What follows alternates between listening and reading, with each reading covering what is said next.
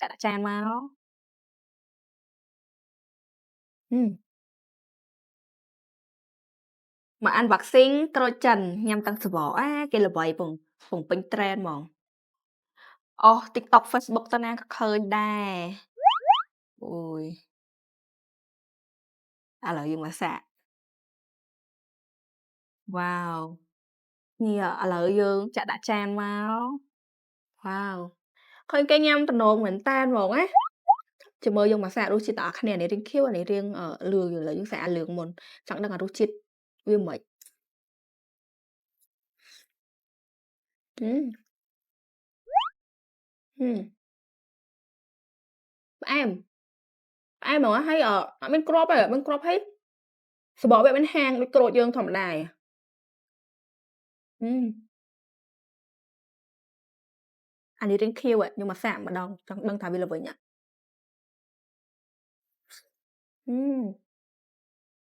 ផ្អែមហ្មងណារសជាតិដល់ឈ្ងុយស្រាច់ឆ្ងាញ់ហឹមមានអារម្មណ៍ថាញ៉ាំយូរៗទៅដូចត្រឡប់រសជាតិដូចត្រឡប់ទុំណាតែឈ្ងុយក្រូចតែក្រូចនឹងឈ្ងុយអត់សូវខ្លាំងប៉ុន្មានទេលក្ខណៈថាគ្រាន់តែវាប្រហើរតែរសជាតិផ្អែមមុតដូចត្រឡប់ចឹងហឹម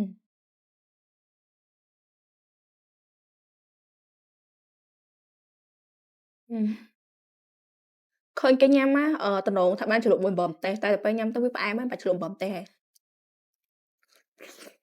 មអត់មានគ្រាប់ទេស្រួលញ៉ាំផ្អែមហ្មងនេះអូយនេះបើបានក្លាសេត្រជាក់ៗឆ្ងាញ់ក្ដាំហ្នឹងនេះហឹមហឹមអាសំបកវារាងខៀវញ៉ាំទៅរាងហាងៗតិចៗសំបកវាតែបើនេះអាលឿងចេះណាញ៉ាំទៅផ្អែមហ្មង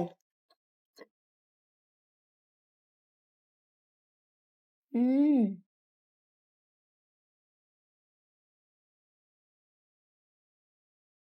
អ្នកអត់ទាន់បានញ៉ាំណាអាចទិញសាកញ៉ាំបានឆ្ងាញ់ហឹមញ៉ាំជក់មាត់ហ្មងបាយបាយ